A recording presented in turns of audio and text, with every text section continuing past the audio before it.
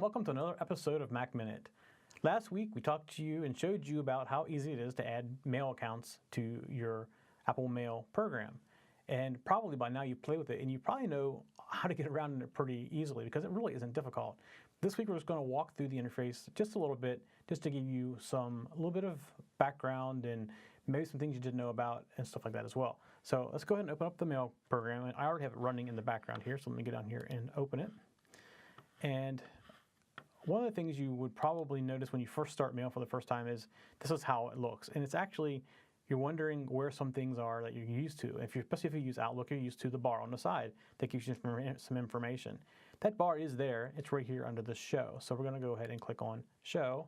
And there you see your file structure that you're kind of used to seeing. And if you scroll down, you can see that you have I have Yahoo in my Gmail file structures down here beneath this. So that is quickly how you get to your folders. Now, up here at the top, you have a button that looks like a pen and a piece of paper, which is a compose new message. And then to the left of that, you have get new messages. So if you ever want to check your messages, you can just click on this little button and it'll start downloading your messages. Most times it'll do it by itself and every couple of minutes anyways. But if you're waiting for something and you're somebody on the phone with customer support or something and they send you something, you can click this button and kind of make it hurry up and check your mail for you. So to compose an email, you come over here and you click on this compose button, just like this, and a new message comes up. And this works like most other mail programs. So what you have is your two addresses, you have your CC address, and your subject. And then if you have multiple emails, right here you can see that I have two different email addresses that I can send email from. So I can say, there it is, it's going to go through Yahoo instead. So that's what that does if you have multiple email accounts. And you can set up a default, and we'll walk through the defaults in another episode for mail preferences. But in the mail preferences, I'll tell you how to get there because it's pretty easy to figure it out for yourself. If you go to mail and go to preferences, and you'll see in there all kinds of options you can set up for preferences. So in the new message window, you have your attachments right here. And we're going to talk about attachments in another episode, how the other ways to attach. If you're coming from a PC, you probably know of this button where you click the button and you go and you find the file you want to attach and choose the file. And that works just fine. However, on the Mac, there's other ways you can do that as well. And then up top here, you have other options like putting photos in from iPhoto, which is another episode we're going to talk about as well, because there's multiple ways you can do this. And this particular computer, I don't currently have an iPhoto library, but we will have one put in here for future episodes. And then over here to the right, you can actually change the style of your email. And say you want to use the dots. So this would be like happy birthday.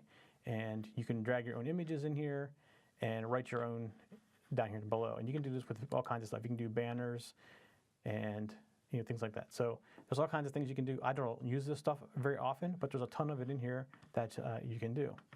So let's go ahead and we're going to take that away. And then right here you have your, if you're typing the email and you want to change some of the fonts, this brings down your font and your text control windows. So that's the new message window. After you compose your message, you come over here and this envelope, looks like an airplane that you're getting ready to throw down, will actually be black, or you can click on it and send the message. Right now there's nothing there because I have nobody in my to address list. All right, we don't want to save this. So when you're back here and if you click on an email, you see these little blue dots. These blue dots mean that the mail has not been read yet. I'm going to click on one of these in a second, but you notice how this is yellow and this one's kind of like a yellowish, well, it's yellow brownish kind of color. What that is telling you is it thinks that this is spam. So it might not be spam, and what you can do is when you click on it, you can say right here to the right, it's not junk. And that will, next time you get that email, it will not be yellow like it is, or brown, whatever color that is.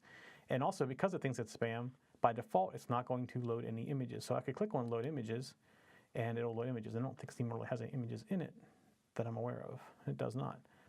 So I don't know what that was there for. But that's how that works. And so now you see the blue dot went away. And if you get, by default, this is not turned into this mode, but you can turn it into conversation mode. So what happens in conversation mode is, say you get the same subject from somebody, for two different people that are talking about it.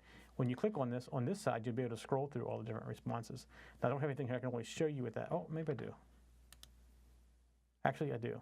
So this is an email. I'm not quite sure who it's going from or to, but you see there's 2 emails here, and that's because this is the stream of emails for this conversation. So it is turned on in this particular instance right here. All right, so to search for an email, this is another important thing. You're trying to find something, you come up here and you type in a subject, and we saw the VCL emails, which is one of my group lists. I'm going to type in VCL, and you see subject contains VCL. Right there, I can click on that, and what it's going to do is it's going to go through all the emails I have that have VCL. You see how fast that is. That's one of the nice things about a Mac. It's super fast. All right, so that's how you do a search, and you can put in multiple searches as well. So I'm going to go ahead and I'm going to clear this out just like this. And that is pretty much what I wanted to cover about getting around in mail. I mean, from this point on, it's pretty much any other mail client. They're all very similar, but that'll get you started in a quick way. And we're going to cover mail in more detail in upcoming episodes, some of the options that are in mail, how to send pictures, and there's multiple ways you can send pictures, how to send attachments outside of using that little paperclip button, because there's better ways. Actually, I think there's a lot better ways. And Mac has that all built in, and we're going to show you all that stuff too. However, what you're used to if you're coming from a PC with the paperclip button still works just fine. That's it for Mac Minute this week. We'll see you next week.